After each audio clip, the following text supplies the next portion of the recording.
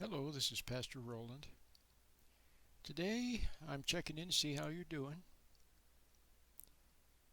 Be sure to send in your prayer requests. Okay? And let me just talk about a couple of things. First of all, a lot of people, when they send in their prayer request, I respond and say, I will pray for you as you request. And sometimes I mention the little meditation that I have, the new meditation, which is free. And the reason I mention it is because it's sort of a basic thing that would do you good and from which a lot of good things can come from.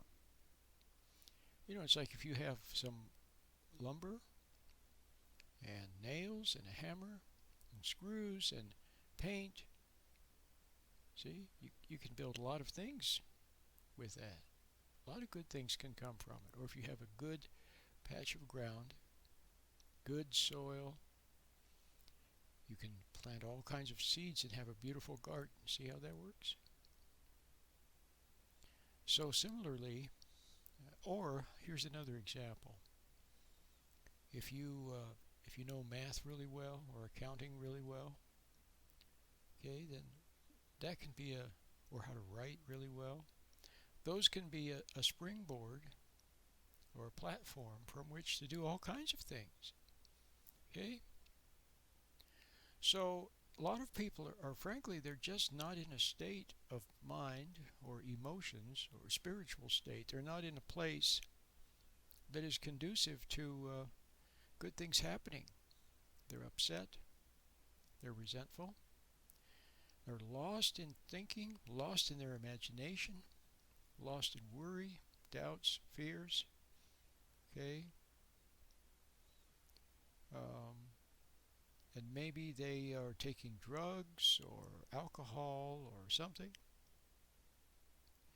So that's not, they're not going to be able to think clearly with taking drugs or alcohol. Or they're emotional, very upset, res- depressed, angry, bitter. See what I mean? These emotions also are like a drug. So, with that in mind, so when they come like that, they're basically a lot of people are psychotic. They're completely psychotic, and what they need is, they need um, support and help from other people around them, and support and help from a mental health professional, a doctor, see, to get them calmed down, to weather the crisis, the storm, okay? And then, at that point, when they're kind of on an even keel again, well, they have a little window of opportunity, okay? If somebody's having a crisis or a psychotic break, they need medical attention, um, attention from a counselor or a psychiatrist or doctor. You see what I mean? Professionals, social workers, they need that kind of help, or for help from the family too. Um, but when the storm is over, when they're back on an even keel, they have a little window of opportunity, see, to use to begin to move in a positive direction. And at that point, if they're willing to face the truth, willing to admit some things, see, a lot of people, they never want to admit they're wrong. Have you known anyone that never wanted to admit he was wrong or that she was wrong? Someone who's self-righteous? See, I've known people like that. Okay, they just won't admit they're wrong. So they're never going to be in a state of mind where they're amenable to the truth, which is what we need. We need the truth. Truth love. See? We need love, but it's got to have some truth in it. Truth love. So we can look at ourselves and say, okay, I've messed up. I've had a bad attitude. I'm angry. I'm hateful, resentful, selfish. See, blaming everybody else. See, a person has to be willing to see that. See, it's well known that, like drug addicts, they they may finally get better, maybe, when they've hit rock bottom, and they're forced to look at themselves. Okay. Well, maybe a person has hit rock bottom, emotionally, psychologically, spiritually. See, they made a mess out of everything. Resented their husband, resented their wife, were impatient with their kids or spoiled their kids, squandered their money, took drugs, blamed everybody else. See what I mean? Messed everything up. So maybe now, if there's a little window of opportunity, they can take, if they're willing to see the truth, then the little technology, the little meditation, is very helpful. Very helpful.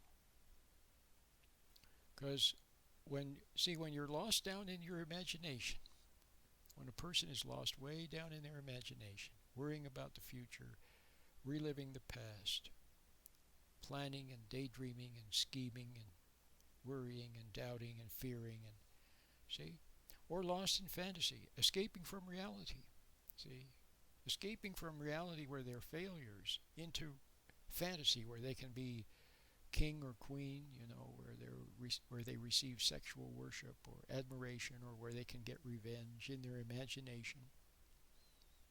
See, when the person is down in their imagination, they're far from God. So down there, they're far from God. So what they need is to come out of their imagination, back up to reality, back up into the moment, to be in the moment. Like a mindfulness, okay, in the moment. But then, in the moment, if they're willing to admit some truth, then they can also get a little closer to God. See, God's light of truth shines in not in the imagination, but in reality, in the present.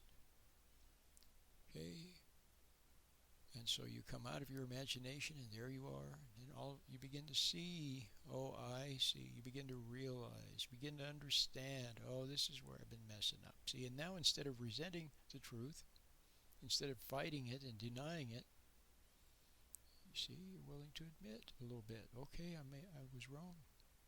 Okay. So that's kind of what the meditation helps to do. Helps you to get centered, calm down, get a little closer to God. Okay, and then you can pray better when you're in the objective state. See, then you can pray better too. Okay? So there you are. If you're not lost in daydreams and fantasies and nightmares and doubts and fears and worries, you're not lost there. You're in reality. You're a little closer to God. You begin to see things as they are. Okay? You have an attitude of being willing to admit the truth and so on. So now that's a very good place to be. You can start to move forward positively. Do some positive things instead of negative ones. And start moving in the right direction, or at least not move in the wrong direction, which is what you've been doing up until now. So there are just so many benefits from the little meditation when you're able to, ready to give it a try. I would like to recommend that you don't forget the little meditation. And at some point you might say, wait a minute, who was that guy? Oh, that's right, Pastor Roland. Talked to a pastor, okay. He had a nice little meditation to help me get centered and calm down and maybe improve my prayer life a little bit. See, then maybe you give it a try. Okay? All right. Now today I wanted to continue reading from the Gospel of Mark, chapter 4, beginning with verse 35. And the same day, Well, what had been, he had been speaking, he had been sitting in a boat just offshore. There were so many people. The shore was crowded with people, and so he actually had to get on a little boat and to be anchored, a few yards off the shore, and that was his pulpit. That was his stage, the little boat. So I'm sure he was sat in the little boat and he taught the people. Okay, told them some parables, and then when even was come, even means evening. Okay, when evening was come, he said unto them through his disciples, let's pass over to the other side. In other words, let's go to the other side of the lake. And when they had sent away the multitude, so they dismissed the crowd, okay, they took him even as he was in the ship.